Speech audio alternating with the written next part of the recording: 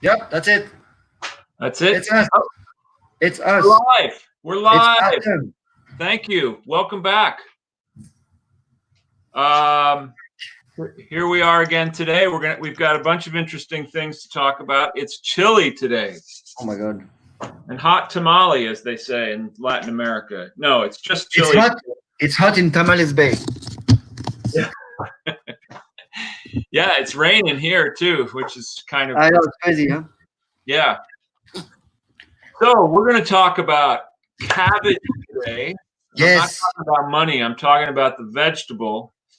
Why is cabbage money? You know how people call money cabbage? Really? Yeah. Just in certain parts of America. Okay. And we're going to talk about gluten-free, or we're going to talk about gluten, put it that way. We're going to talk about beer, and we're going to talk about whiskey. And as I was telling Olive earlier, all those things go really well together. So they're good topics. It's true, huh? No, it's true. All goes well together, my friend. So a student has asked, ooh, look, I got some earrings. Hey, you've got something hanging out of your face there. I don't want to embarrass you, but you have big things hanging out of your ears. Nice. It's all right. It looks good on you. Thank you.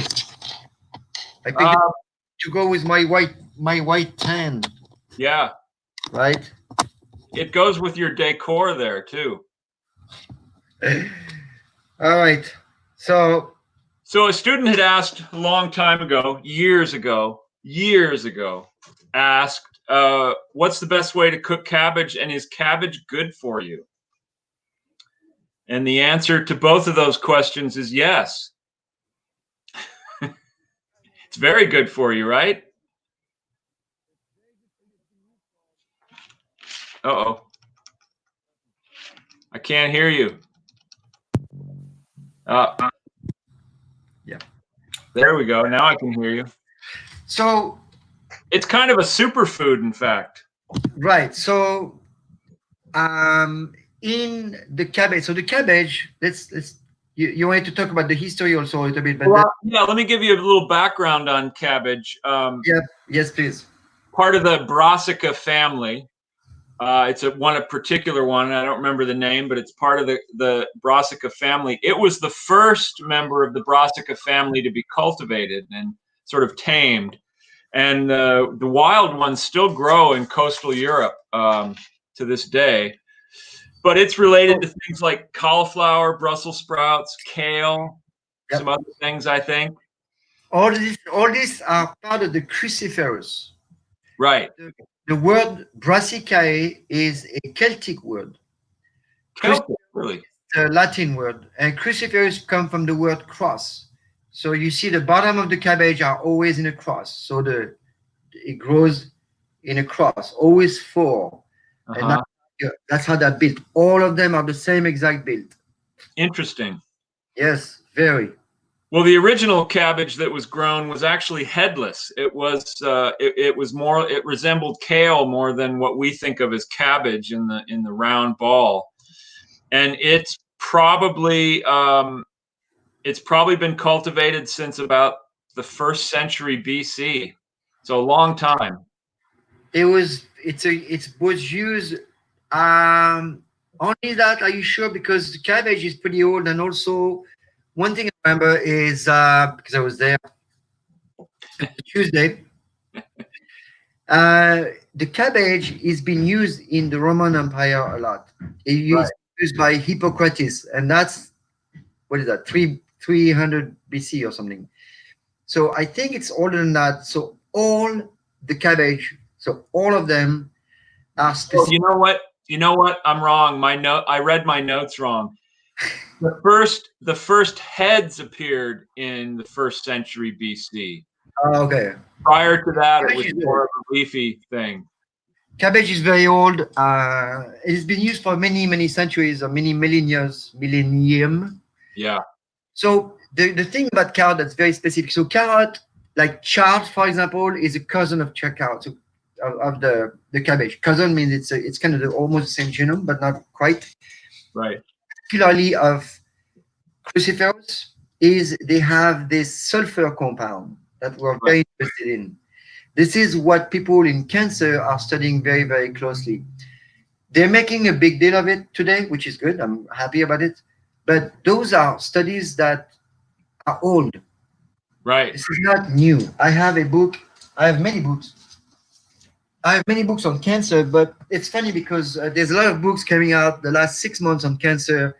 Um, one of my favorite one is this one. Eat to beat disease. This guy, Dr. Lee, fantastic guy. He basically took all the food and displayed what are the interests. But this book is made recently. I knew all this stuff from 2012, 2000, so 2005. The first studies are coming out on that cruciferous specifically, and the best book of, to me, in my opinion, that has been written on cancer and cabbage was from these guys. I don't know if you can see. Oh yeah. Yep.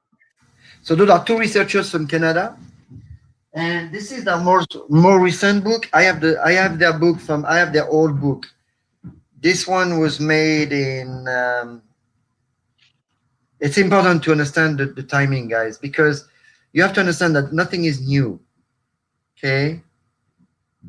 2016. This is a new one. This is their new book. They wrote the same book about 10 years ago. I have that book. I have that their old book somewhere. So you see, nothing new. Cabbage is being prized because there's something in there called glucosylonate, and those are very strong antioxidants. That they are more than that. They really scavenge. It's like a free radical, if you will. So they're really, really good. They're pretty important, and they're pretty important raw. When they're cooked, they lose some potency. That doesn't mean they're bad. Again, it's another application.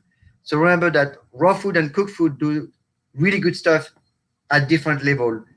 And cooked cabbage, very important. You can't overcook it unless it's in liquid like a soup. And the sulfur compounds in cabbage are also what give it somewhat of an odor when it's being cooked a lot of times. In fact, cabbage for years, when I grew up, cabbage had kind of a bad rap. People, because all those immigrants that would come over, they cooked a lot of cabbage because it was inexpensive, easy to cook, and it was nutritious. And so you'd be in like tenement houses in New York when I remember when I lived there, and you'd smell cabbage cooking in the hallway. Oh, yeah. If you smell the cabbage in your house, that means those sulfur compounds are gone. You're not getting any. So it sucks. So raw cabbage is crucial. Some people say wrongly that eating too much raw cabbage, I mean too much. There's always too much of everything. But if you eat a lot of raw cabbage, you might mess up with your hormones because of, if you eat food, don't worry about the food. As long as it's natural and like all the vegetables, I would not worry. Only thing I would worry in vegetables to me are raw spinach. I don't like raw spinach. I think it's other than that, I don't see any vegetable that could be an issue to eat. So raw spinach, I think it's a big mistake. People make juice out of that. That's me. Chard is the same aspect. Too much oxalate. Way, way, way too much. I can oxalate, but not as much as thousands and thousands of milligrams, which I get in raw spinach. But otherwise, raw cabbage is fantastic. You need to eat. What I do for my boy? I sliced white and red cabbage, grate some carrots, add a regular cilantro, and mix that. And that salad will last the whole week, literally. Yeah. So you eat some. It's really good. It's really cool. So the Greeks and Romans both ate a lot of cabbage, and they had a theory about how the smell developed. That Zeus was trying to work out a problem in his head, and it was a problem that had contradictory solutions. And so he was really thinking and working really hard, and he worked up a sweat, and out of that sweat sprang cabbage. So that must be true, don't you think? Yes, it's totally true. Absolutely true story. Zeus, man. So they think that the first cabbage came to North America in the 16th century And the first record of it actually being planted in what is now the United States was about 1669. So it's been here in North America for a very long time. Probably was originally brought over by German immigrants, but also it was firmly established in New England because it was, in British culture, boiled cabbage and all that is very much a thing. My mom, best way to cook it, but she was eating a lot of cabbage also when she was young, because this is something that's always in the winter. It's super healthy and it's always available. So they would cook that with lard and potatoes. Right. And leeks. Yeah, and so the cabbage is it's very important to eat raw as well. I'm not saying, I do a really good onion and cabbage soup. I should give you guys a recipe. It's fantastic. It's from a very old recipe from the medieval times. That's really fun. And actually, you should make some and serve it to us all. It's just to cook the onion, it takes about 3 to 4 hours. Oh, so you caramelize them, you cook them down. Nice. And then you make your soup. You're not making the soup until you caramelize the onion. Speaking of cooking cabbage, if you cook red cabbage, you really need to use some kind of acid or it'll lose its color and its potency. Isn't that right? It needs some cabbage will lose a lot of nutrients when you cook them. You gain other, and you still remain a lot. Like most fat soluble stays, mineral stays. What you lose is vitamin C, which I don't really care at this point for that particular case. What I lose a lot when I cook cabbage, it's an enzyme called myrosinate. Myrosinate is the enzyme that creates those glucosylonate when you eat it, when you crush it with teeth, when you slice it. A glycosylonate of type. It could be whatever. I forgot the names. There's a bunch of different ones. And then they mix with the myrosinate and create that super awesome antioxidant. So this particularly people are very interested in the sulforaphane. And sulforaphane is basically the sulfur mixed with the myrosinate, which is basically the enzyme, makes that product. And now it's built, and now you can eat it. You see why you have to slice it and let it sit for a while in oxygen, and then you can eat it. That's how it works. And when I cook it, I lose that enzyme that generates that next molecule, which is a secondary metabolite. I would be willing to bet that coleslaw is the most common form of cabbage in this country. It's awesome. Yeah. They put too much crappy mayonnaise in there, but other than that, no, I mean, seriously, it's amazing food. Coleslaw is fantastic. You should make your coleslaw with olive oil and vinegar and lemon, and add stuff to it. You can add. What I do is I add beets, grated beets. I also add radishes. Nice. I just bought some radishes today at the market. They're so good. They're so tasty. Radish is a mustard. So mustard and cabbage are very close, right? Right. That spicy, amazing stuff that we're looking for, it's called an isothiocyanate. It's literally a poison that's very beneficial at low dosage. Like that's what we do. Cool. They're very close together. In fact, upstairs in the kitchen, they're right next to each other. And they talk to each other, right? Yeah. When no one's around. So enough with food. How about booze? Let's talk about booze. Yeah. Well, I was going to mention, let's go right into booze. Student asked, and a lot of people get confused about this. What's the difference? Oh, good. I like that. A lot of people get confused between the different. So the question is, what's the difference between ale, porter, lager, stout, and various other kinds of beer? What's the difference? How about just beer? Yeah. Well, and that's the thing. Hold on. Man, you have beer. Wait, I just wanted to get another beer. Well, the short answer is they're all beer. Beer is the drink. So lager, ale, porter, stout, they're all beer. Lager is a little different. Lager is the type of beer that mostly is made in Germany and in Eastern Europe. It's a cold fermented beer, and it's a top fermented beer. So the yeast sits at the top, which isn't really important to know, except that it's cold brewed. So it's a fresher, fruitier style of beer. It really needs to be cold. It needs to be refrigerated.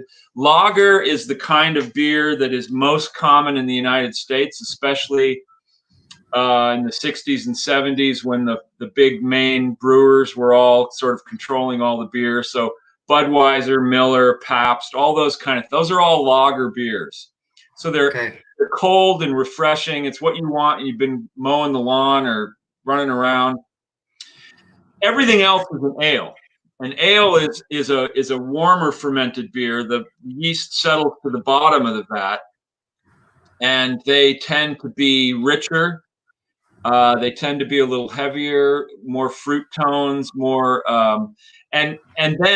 within the ale category, there's everything else. There's porter, stout, IPAs.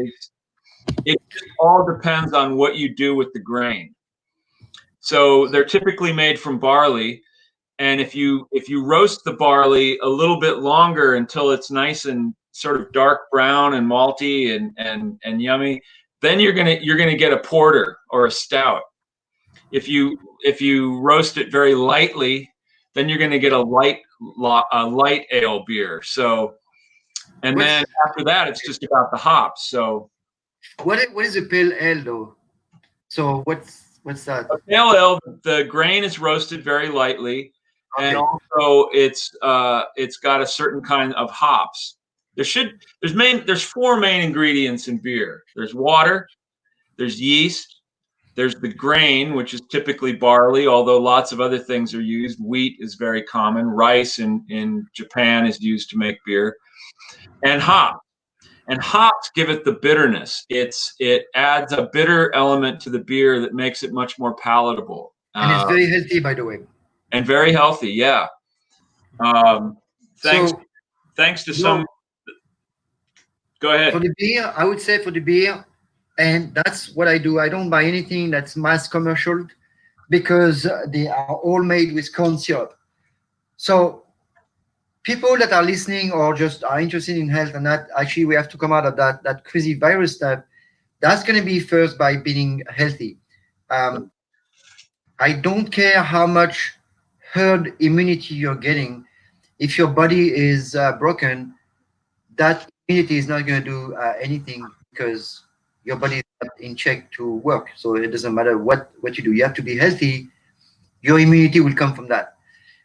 One thing with beer, though, beer is made with corn syrup most of the time. You can't touch that. You cannot. You have to drink small, small artisanal craft in America, for example, which have become so amazing. They're small artisans.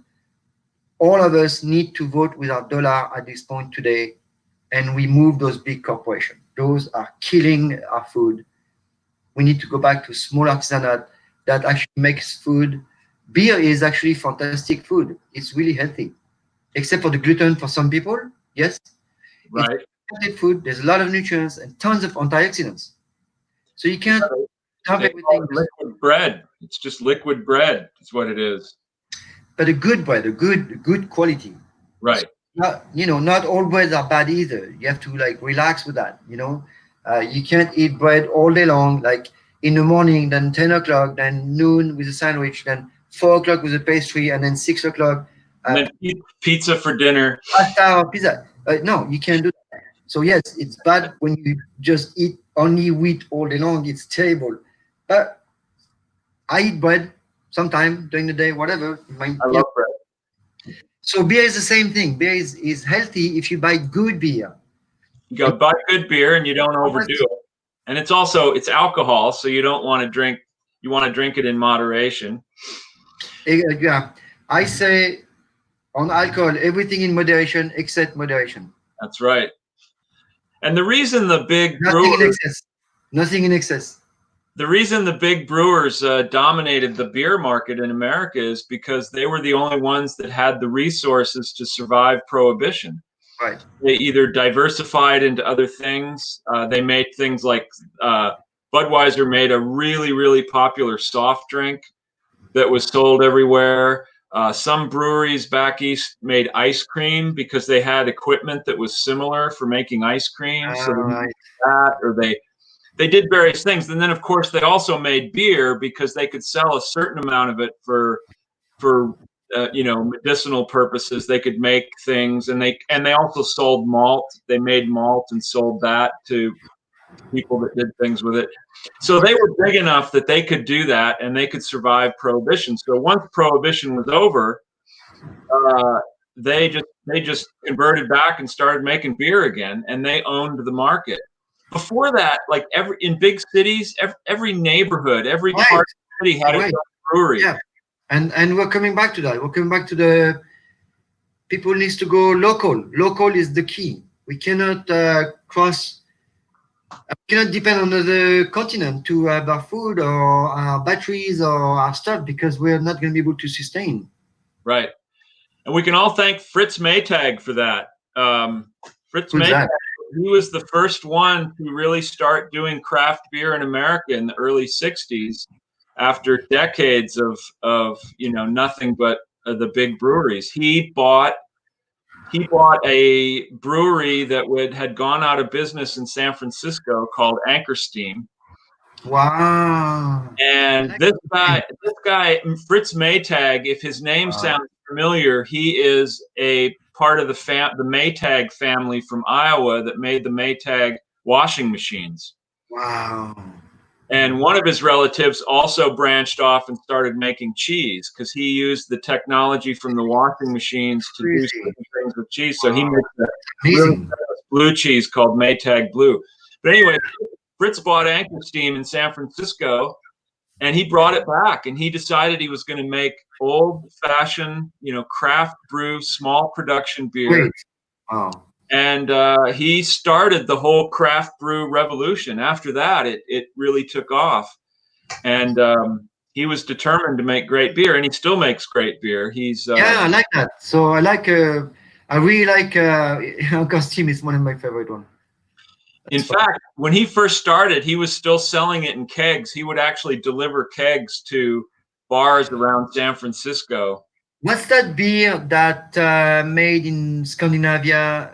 That was the first pastured beer. Kronig beer? No, that's German. I don't know. It was made in Holland, Dutch. Well, there's Heineken, which was from. No, it's a big beer like this. I forgot the name. Oh my god. Our first pasteurized beer was created, and then the guy was selling beer. Oh my god. Well, yeah. So now today we have an enormous variety of beers to choose from, and we don't have to drink imported beer, although there's still some great imported beers. Yeah, right. But there are so many craft beers made in America now. And since we're on the subject of beer, we might as well talk about the greatest thing you can do with beer, and that is distill it into whiskey. Oh, really? Yeah, you start with beer and you distill it. Really, any kind of Scotch. I mean, whiskey, vodka, gin. They all basically start as beer. Not necessarily a beer you'd want to drink, but it's a fermented grain that is then they take all the liquid out. They get rid of all the spent grain, and they take that liquid and they distill it. And then in the case of whiskey, of course, it gets aged for many years in big wood barrels, which gives it its color and a lot of its flavor. Whiskey is completely clear when it's first distilled. And this brings me to another student question, which is, what is the difference between bourbon, Scotch, and whiskey? And the answer is yes. No, the answer is they are all whiskey. Whiskey is the general category, just like beer is the general category for beer. But bourbon and Scotch are made in different ways and in different places. Scotch, of course, is made in Scotland. In fact, Scotch, as pertains to whiskey, is really the only use of that word anymore. It's kind of an archaic word, and you would not call people from Scotland Scotch. That's kind of, you know, You would call them whiskey. Yeah, you'd call them people from Scotland, Scottish. So Scotch is from Scotland, of course, and what distinguishes it, in addition to where it's made, is how it's made, and that is that when they malt the grain, in other words, when they kind of wet the grain a little bit and allow it to just start to sprout, and it kind of cracks open and begins to sprout, then they want to stop the process because they don't want it to grow. They don't want leaves to grow. They want to stop the process. So they do it by putting it over peat fires, and they smoke it. And so it gets this real smokiness, which carries through all the way to the final whiskey, which is why Scotch whiskeys have that distinctive kind of smoky flavor because of the peat. Yeah. Bourbon, of course, is American whiskey. By law, bourbon has to be at least 51% corn. That's the sweetness, right? Right. And then above that, it can be more corn. If it's all corn, it's usually just called corn whiskey. Typically above the corn, it's things like barley and other things. Wheat is a popular one. Maker's Mark uses wheat above the corn. Rye is used a lot, no? Rye? Well, rye whiskey is made exactly like bourbon, except instead of 51% corn, it would be 51% rye. And then again, they top it off with other grains like barley or wheat or whatever the style is of that distillery. And then again, it's aged in wood barrels for anywhere from 2 or 3 years to 20 years or more. Some of the great scotches can be 25, 30 years old. Right. Typically 5 to 10 years is more common, certainly for bourbon. Bourbon is like 7 years, 10 years old. A lot of good scotches are 10 to 20 years old. And then there's other kinds of whiskey too, of course. There's Irish whiskey, which I'll give you one. Right. Made. Can you tell me where Irish whiskey's made? I'll give you a clue. It's not Denmark. I knew it. All right, I'll tell you. It's Ireland. Oh yeah. And it's similar to the way Scotch is made, except that they don't dry the malt over the burning peat. They have the peat in a separate container so that the heat comes in, but not the smoke. So it doesn't have the smokiness of Scotch. Canadian whiskey, of course, was very, very popular in this country for a very long time. Oh yeah, right. Why? Because it was easy to get during Prohibition. That's when I discovered the CC on the rocks. Right. Canadian Club, Seagram 7, and those are all blended whiskeys, which means it's whiskey that's been blended with a clear distillate, like a grain alcohol that's not been aged at all. So it kind of it's not watered down, but it's cut in a different way, so it's much, much lighter. The result is it's a much lighter whiskey. And it was the prevailing taste here in America for a very long time because, again, of Prohibition. Because Canada, if you were in New York, it was very close to Canada, so they would smuggle Canadian whiskey in. And it also developed an American style, American blended whiskeys, which are very similar to Canadian whiskeys. Again, very light.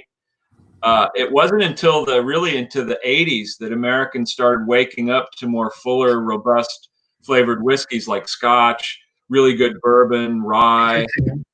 Very interesting stuff. It's amazing the impact that Prohibition had in this country and around the world. In fact, our Prohibition almost destroyed the whiskey business in Ireland because we were their biggest customer. And all of a sudden we weren't importing whiskey from them. So many distilleries in Ireland closed. I was trying to find the origin of that beer I was talking about. It's very famous. Once I tell you, you know, but it's basically Pasteur was hired by a alcohol company and beer company. That's how he discovered Prohibition. and that later was applied to milk and other things. But the first goal was to make booze Right. and Safe. pasta. Safe, so And that they it were trying to, could travel and it could keep for a while. Yeah. so pasta was working for booze first. Yeah. Like a good Yeah. friend. It's true. Well, this Okay. is all of this has made me thirsty, and I'm going to go have a glass of a Macallan 12-year-old Scotch that I have upstairs that I treated myself to recently. So what's Macallan? Can you tell us a little bit about it? Macallan's a Highland malt. It's from I think it's a Speyside malt. And anyway, it's considered one of the great single malt whiskeys.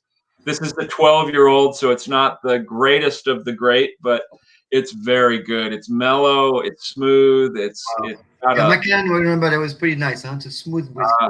I love it. It's my favorite one. So Well, good, man. Keep some for tomorrow.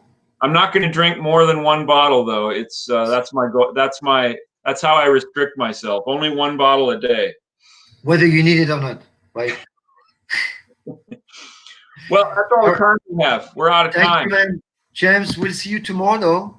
You will see me tomorrow. So we're going to change. We're going to go to once a week, probably next week, one day a week. We'll let you know. For our legions of followers out there, we'll call you both this week and let you know. Yeah, we will, because we are both going to we have both way more work than we expected, and we have to go back to work basically, but we want to keep that show going, so we have to find a good day for you guys, for anybody. Maybe we'll do an hour and a half once a week. Okay. Yeah. Yes. Thanks, James. So, but we will be back tomorrow at 3 o'clock. Yes. Thanks for watching. Yes. Everybody be safe.